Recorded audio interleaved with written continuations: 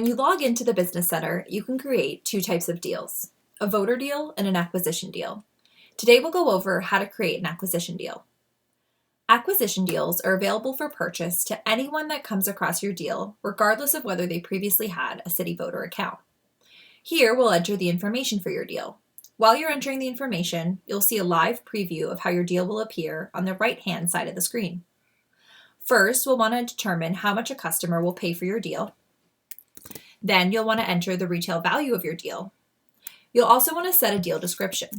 When setting a description, use short, simple language to explain your deal.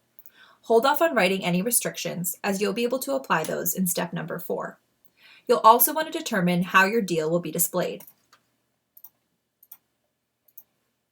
In step 2, you'll determine how many deals you want to sell. Customers can purchase up to 10 deals for personal use and up to 9 as gifts.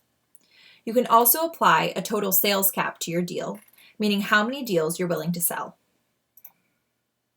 In step 3, you'll need to set some conditions for your deal. First, you'll want to determine how long your deal will be valid after the date of purchase.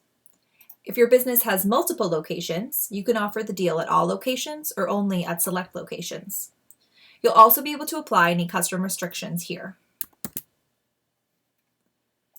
In step 4, you'll determine when your deal will begin and when it will end.